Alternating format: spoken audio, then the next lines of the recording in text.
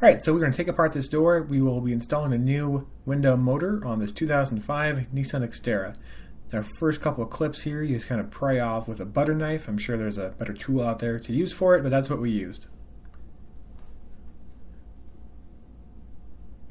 This piece here was actually one of the trickier ones to get, just because it had around the actual handle, you can see there, kind of formed around there. It took a little time and effort to actually get off and get undone.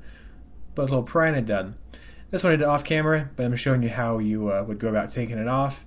You remove it and then undo the power cord. Then there are two nuts you want to take off.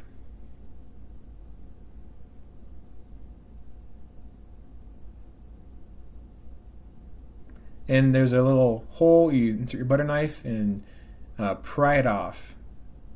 And the rest of it will just unclip and come apart. And there's a couple nuts here on the handle itself. Make sure you do undo those, and it actually comes right off. And here you have two on the top. You undo to actually undo the window motor themselves. You first undo those. Lower the window to the right, to the correspond to the holes, as you can see right here.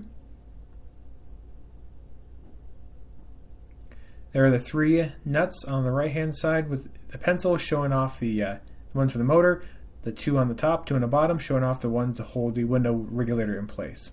Undo all those. That's the power cord for the motor itself. Make sure you unclip that. And it all comes apart, comes out, and put in the new one. And you can put in the new clips on the new window regulator. The nuts to hold the actual window in place. And while you are taking out the window regulator, you want the window all the way up to the top, I secured it with painter's tape to the actual door itself so it wouldn't fall out. But you could take it out of the door itself. There's a couple other ways you can do it, but that's the way I chose to do it.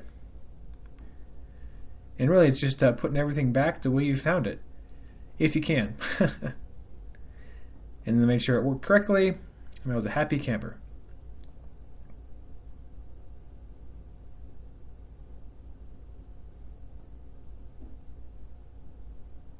This foam insulation, I was a little worried about going back on, but it went just right and just fine. So no complaints here about this project. Get any questions, please let me know. Have a great day, everybody.